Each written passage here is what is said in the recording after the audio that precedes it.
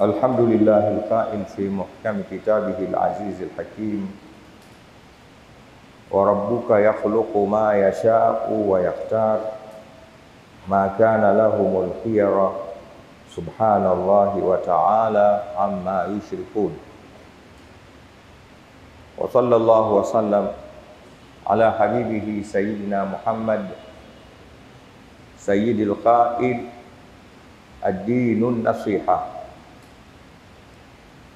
وأشهد أن لا إله إلا الله وحده لا شريك له وأشهد أن سيدنا وحبيبنا وشفيعنا ومصطفانا ومولانا محمدا عبده ورسوله صلى الله عليه صلاة يخرجنا بها من ظلمات الوهم ويكرمنا بنور الفهم ويوضح لنا ما أشكل حتى يفهم إنه يعلم ولا نعلم وهو علام الغيوب رب اشرح لي صدري ويسر لي أمري واحلل عقدة من لساني يفقه قولي أما بعد فيا عباد الله أوصيكم ونفسي بتقوى الله تعالى وطاعته فعلينا وعليكم بتقواه حق تقاته ولا تموتن إلا وأنتم مسلمون.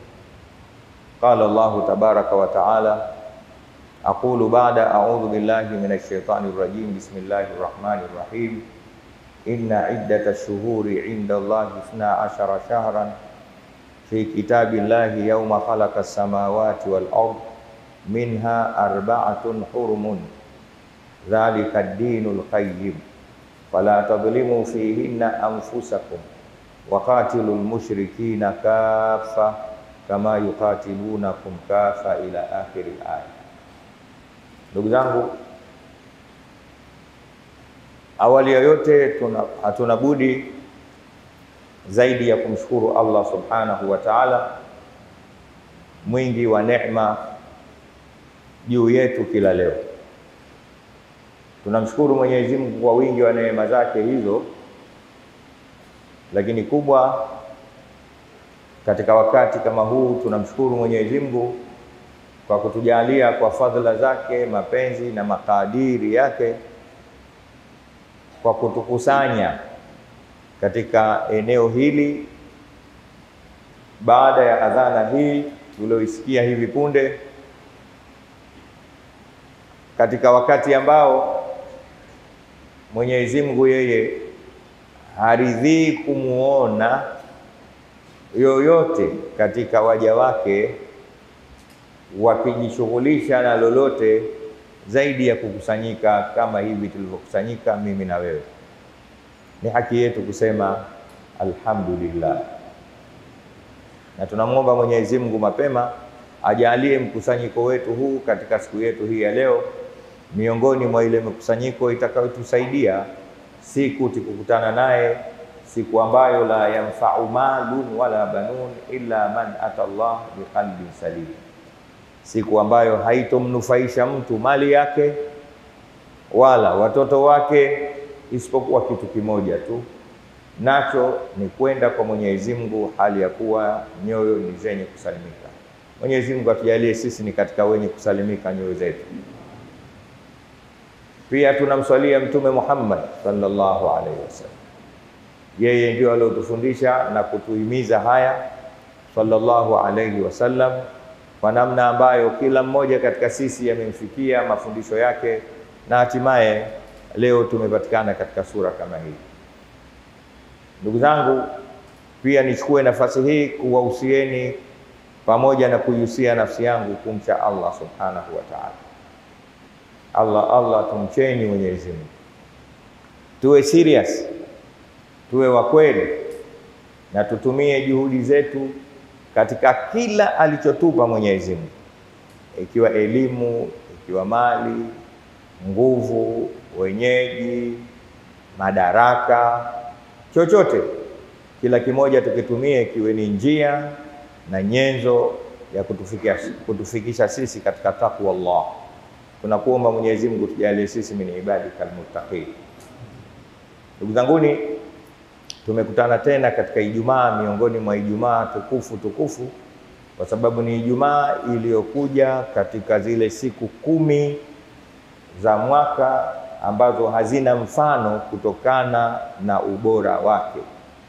Mtume Muhammad sallallahu alayhi wasallam amepata kusikika katika hadithi sahihi iliyopokewa na Abdullah ibn Umar akisema wazi kwamba ma min ayamin al-amalu salihu fihi ahabu ila Allah min hadhihi al-ayam, au kama qala Rasulullah sallallahu alaihi wasallam, hakuna siku katika siku za mwaka mzima ambazo mtu akibahatika kufanya jambo jema lina malipo mengi na linapendeza zaidi kwa Mwenyezi Mungu kuliko siku 10 hizi.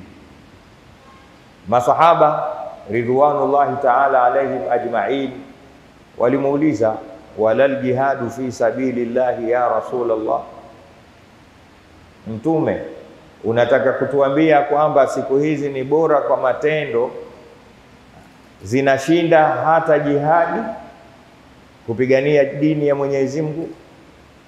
Mtume Muhammad sallallahu alaihi wasallam akawajibu masahaba, walal jihadu fi sabilillah, siku hizi ni bora kimatendo, hata jihadi haipati nafasi.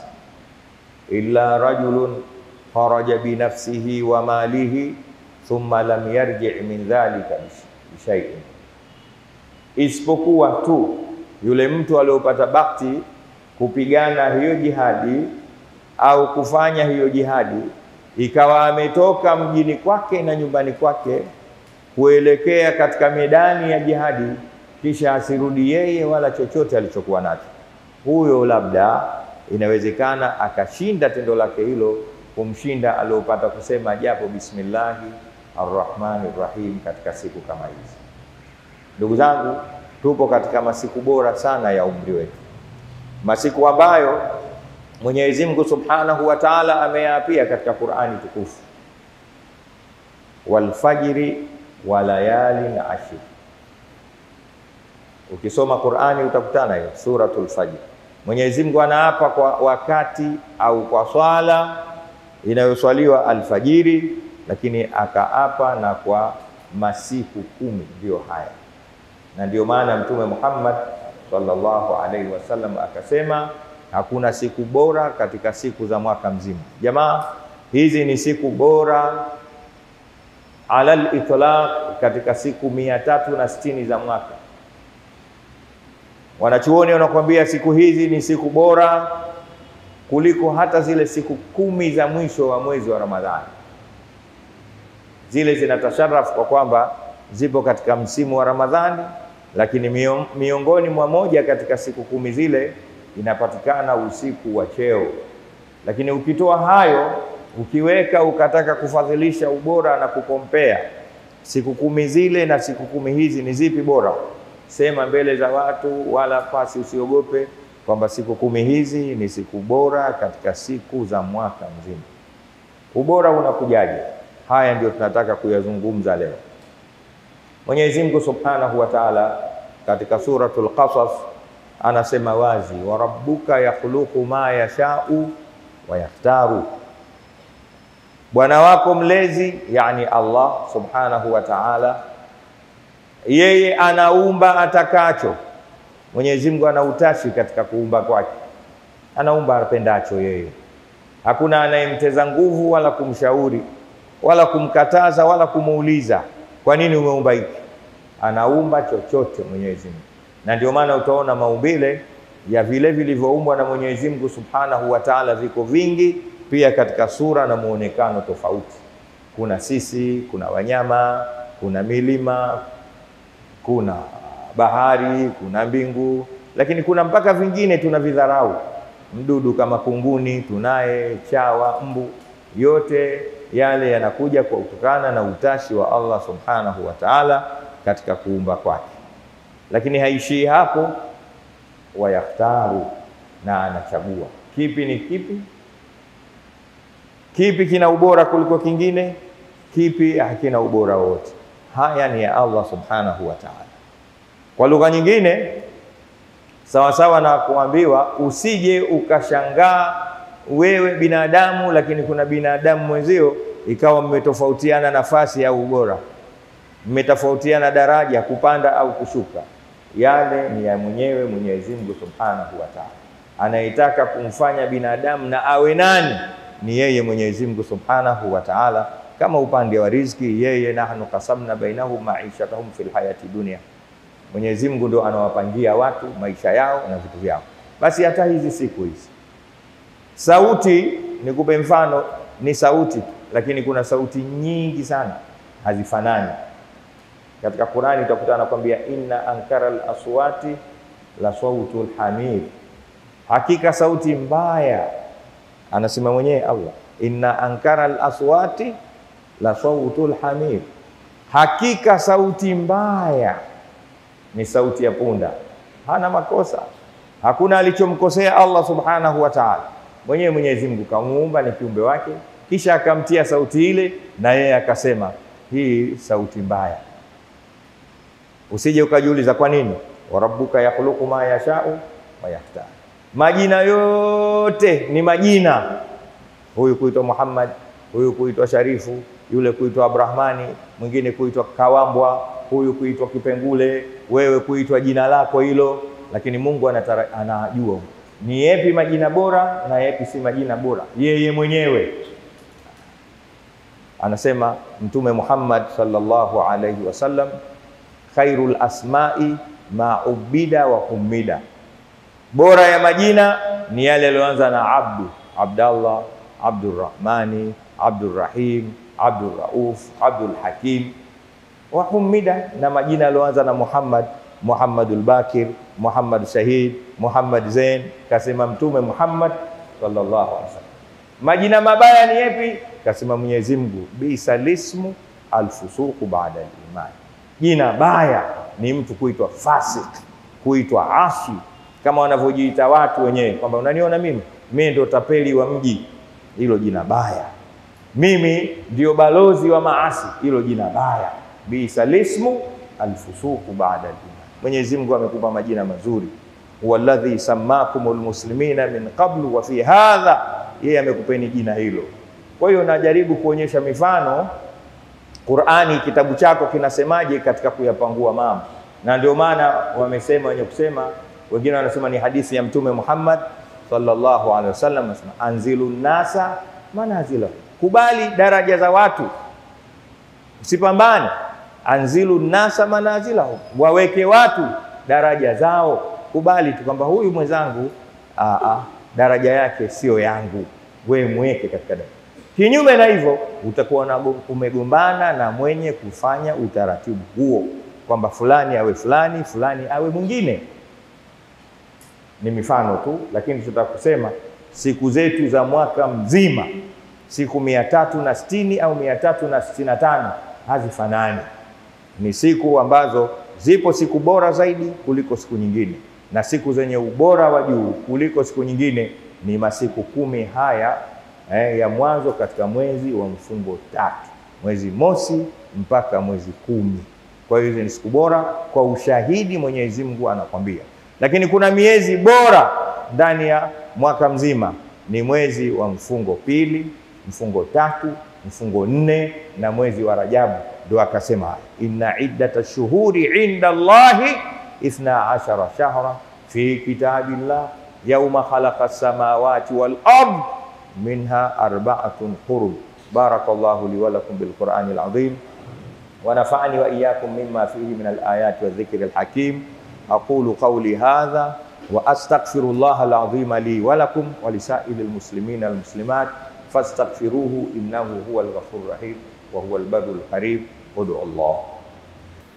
Alhamdulillah wa sallallahu wa sallam ala habibihi sayyidina Muhammad bin Abdullah wa ala alihi wa ashabihi wa tabi'ina subhanallah.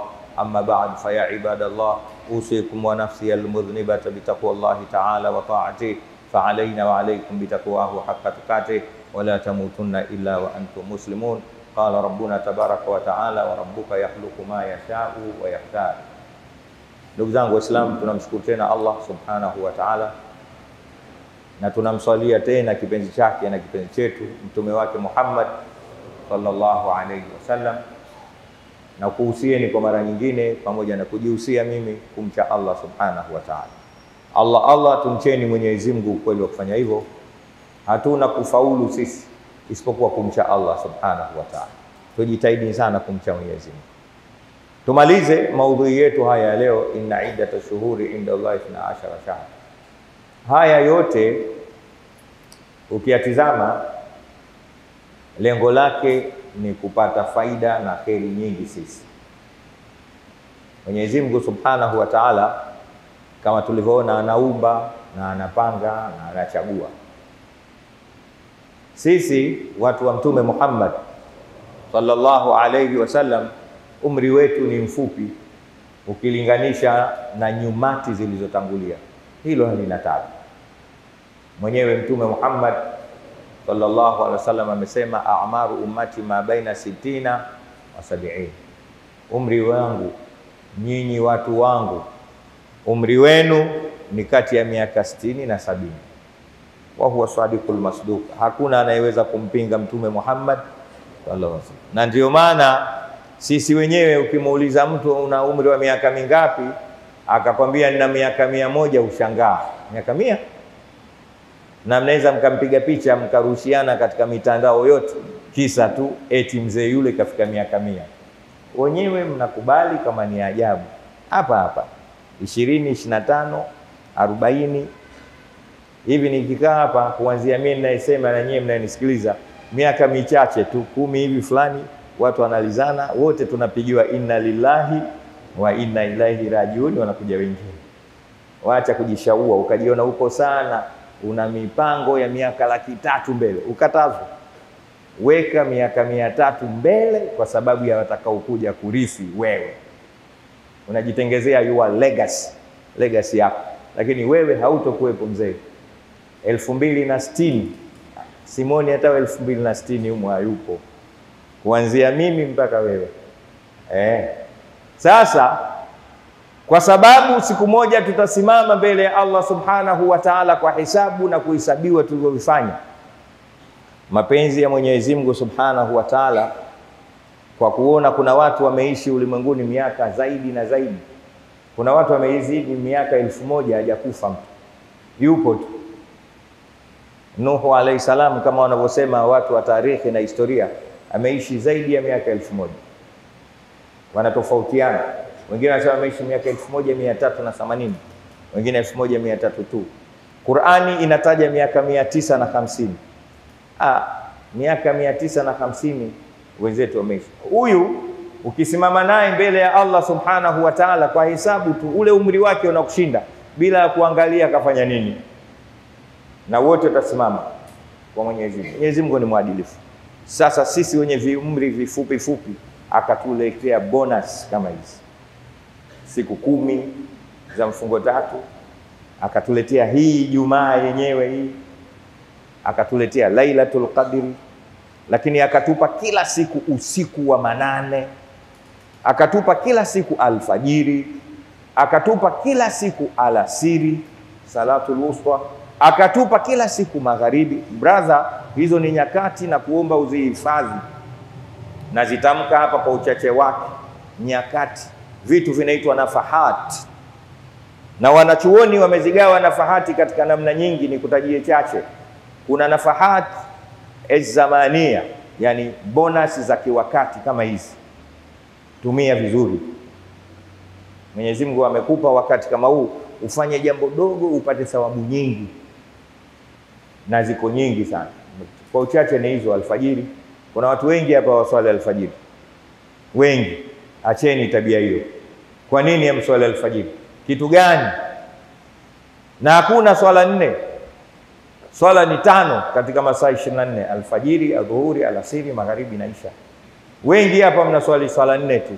Adhuhuri nikakupa kwamba wiki nzima uswali swala moja.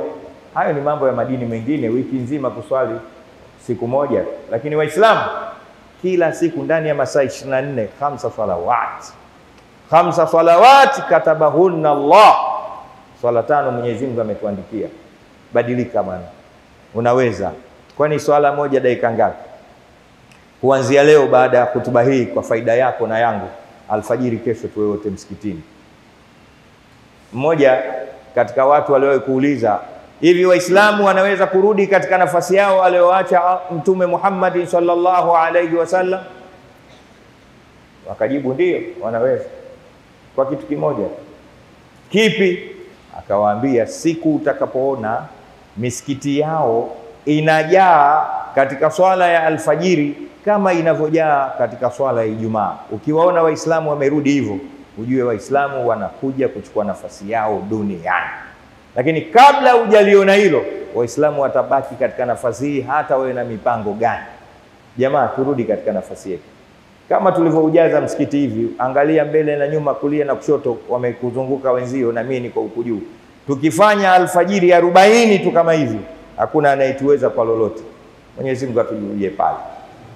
Kwa hiyo kuna nafahati, Mungu ametufa nafahati za wakati, tuzitumie. Wa rabbuka yakhluqu ma yasha'u wa yaktar. Lakini kuna nafakati za sehemu. Sehemu hizi hazifanani, kama nimetusema vitu havifanani. Umeona hapa msikitini? Ukiwa hapa msikitini tofauti na ukitoka nje. Hii ni sehemu nyingine kabisa. Na kadiri unavyokuja mbele huku msikitini tofauti unavyokuja nyuma. Mtu anaoswali karibu na mihirabu na anaoswali mihirabu anaswali sehemu bora zaidi kuliko nyingine. Unalika daa Zakaria rabba ni mihirabu. Msikiti tofauti na sehemu nyingine. Na ziko sehemu nyingi ndio tunataja Maka, watu walu majara. Mtume Muhammad sallallahu alaihi wasallam katika kuonyesha hilo, wakati wa safari yake ya Miraji, ilikuwa anafika pahala mwenyeji wake Jibril alayhi salam anamwambia, shuka hapa uswali, shuka hapa. Alafu anauliza, kwa nini swali hapa? Anaambiwa, hapo ni kwa sababu kadha kadha kadha, kuonyesha utukufu wa sehemu. Basi aliswali mpaka sehemu lilipoanguka shanuo la msusi wa binti wa Firauni, aliolelewa na Firauni. Akamwambia swali, akaswali. Sehemu hazifanani. Lakini zipo nafahati shakhsia, zawadi za watu. Hata sisi hatufanani. Wewe umezungukwa na watu wengi sana, wote hawana nafasi moja mbele yako. Baba yako na mama yako wana nafasi nyingine kabisa kwako. Mtume Muhammad sallallahu alaihi wasallam anasema, rahima anfu rajulin adraka walidayhi falam yudkhilahu aljanna. Amepata hasara mtu ambaye amepata bakti ya kukutana na baba yake na mama yake mzazi katika maisha, lakini haikuwa sababu ya yeye kuingia peponi. Umeona? Hataji mjomba, hataji shemeji, hataji hata mkeo wala mumeo. Anatajwa baba na mama, kuonyesha binadamu wote sio sawa. Kuna baadhi ya watu ukiwatumia vizuri ni sababu ya mafanikio yako, wakiwemo wazee wawili. Ndio inapanda shekhe, mtu mwema, mpaka kwa Mtume Muhammad. Ukiweza kuwatumia vizuri unaishi vizuri. Lakini kuna nafahati ahwal. Kuna baadhi ya environment, mazingira fulani, hali fulani, ukiweza kuzitumia vizuri ni sababu ya wewe kufanikiwa. Mtume Muhammad sallallahu alaihi wasallam la Isaac anaitaja mvua. Anasema thintani la turaddani, mambo mawili au hali mbili hazirudishwi kama mtu atazitumia vizuri kwa dua. Akataja nyakati zenye nini? Akataja ikiwemo mvua. Wakati mvua inateremka, nyanyua mikono juu, mwambie Mwenyezi Mungu Subhanahu wa Ta'ala, sema wazi, kwa baraka ya mvua hii mimi sina kazi au kazi nayo, lakini mshahara wangu mdogo. Mvua tu. Na ndio maana utaona wazee wetu wa zamani, ikinyesha mvua anatoka nje, anatafuta nguo nyepesi, anakaa katikati ya uwanja, wewe unaona akobi, anamuomba Mwenyezi Mungu Subhanahu wa Ta'ala. Wa rabbuka yakhluqu ma yasha'u wa yaktar. Miongoni mwa hayo ni hizi siku 10. Nimeamua kutoa mifano mingi kukuonyesha namna gani Allah Subhanahu wa Ta'ala anatupenda. Kwa nini siku 10? Ni kwa sababu yetu sisi na mafanikio yetu. Huko leo ni moja katika siku 10 bora katika siku 10 za mwaka mzima. Jitahidi, fanya sana mambo mema humu. Soma sana Qur'ani, toa sana sadaka, lakini fanya dhikri sana wakati hatuna. Mtaje sana Mwenyezi Mungu Subhanahu wa Ta'ala. Wewe mna hakika leo tangu umeamka hujasema la ilaha illa Allah wahdahu la sharika lahu lahul mulku wa lahul hamdu yuhyi wa yumitu wa huwa ala kulli shay'in qadir. Sidhani kama uliwahi kukumbuka kusema subhanallah bihamdihi subhanallahil azim. Sidhani kama ulikumbuka kusema la haula wala quwwata illa billahi al-aliyyil azim. Sidhani kama uliwahi kukumbuka kusema japo astaghfirullah al-azim min kulli dhanbin wa atubu ilayhi. Zote ni adhkar. Je, uliwahi kumswalia Mtume Muhammadin sallallahu alaihi wasallam leo? Nyakati ndo hizi brother. Tumia nafasi yako. Wanachuoni wanasema idha habbati riyahuka faqtanimha fa inna likulli khafikatin sukun wala tadiri sukunu mata yakun. Upepo wako ukikuvumia tweka. Sijui kama inajulikana lugha ya kutweka. Hii wataelewa watu wa pwani wenyewe wakina sisi. Kule watu wa pwani si tangu zamani tunasafiri na vyombo vinatumia upepo. Upepo una kawaida ya kuvuma na kawaida ya kusimama. Sasa wanakuambia upepo wako ukivuma baharini, pandisha tanga lako, weka chombo chako baharini usafiri. Kwa hiyo ndio idha habbati riyahuka faqtanimha. Upepo wako ukikuvumia upatie sawa nafasi. Tuko katika siku 10 hizi. Mimi na wewe hakuna anayejua kwamba siku 10 za mwakani atakuwepo. Kuanzia leo kahakikishe unazitumia vizuri, na ndani ya siku 10 hizi kuna siku ya Arafa. Siku ya 9, siku ya Arafa. Siku hii ukifunga kwa maneno ya Mtume Muhammad sallallahu alaihi wasallam anasema tukafiru sanatain. Ya, inafuta swaumu ya siku moja hiyo inafuta madhambi ya miaka 2, mwaka uliopita na mwaka ujao. Yani jamu takdimi wa taakhir. Mapenzi gani katupa Allah subhanahu wa ta'ala? Siku moja tu. Ukifunga mwaka jana wote yale uliyofanya mabovu Mwenyezi Mungu anafuta. Na mwaka ujao unafuta kabisa. Mwenyezi Mungu atujalie Arafa ya mwaka huu tuitumie. Inna Allaha malaikatahu yusalluna ala nabi ya ayyuhalladhina amanu sallu alayhi wa sallimu taslima. Allahumma salli wa sallim ala sayyidina Muhammadin biqadri hubbika fihi wa zidna ya maulana hubban fihi bijahi indaka farij anna ma nahnu fihi ilahi la nas'aluka radal qada'i bal nas'aluka lutfa fihi wa ala alihi wa sahbihi wa sallim. Warda Allahumma jami sahabati rasulika Muhammadin sallallahu alaihi wasallam minhum sayyidina Abi Bakrin as-Siddiq wa sayyidina Umar al-Faruq wa sayyidina Uthman ibn Affan, sayyidina Ali ibn Abi Talib wa jami'il mu'minina wal mu'minat wal muslimina wal muslimat al ahya'i minhum wal amwat innaka ghafurun jawadun karimur raufur rahim. Allahumma a'izz al-islam wal muslimin wa adhill ash-shirka wal mushrikeen wa nakis a'da'aka a'da' ad-din waqtim lana bi khairin minka arhamar rahimin. Allahumma inna dhammannaka anfusana wa auladana amwalana wa ma an'amta bihi alayna wa man ma'ana wa ma ma'ana wa man ahatat bihi shafaqat qulubina bi durati buyutina haula'il khaliqat ajma'in wa kullana wa lahum khaira hafidhin ya khaira mustawdan fi dunya al-akhirah. Ibadallah, inna Allaha ya'muru bil 'adli wal ihsani wa ita'i dhil qurba wa yanha 'anil fahsya'i wal munkari wal baghi ya'idhukum la'allakum tadhakkarun. Fadhkurullaha al-'azima adhkurkum washkuruhu 'ala ni'amihi yazidukum wa la dhikrullahi akbar wa aqimus salat.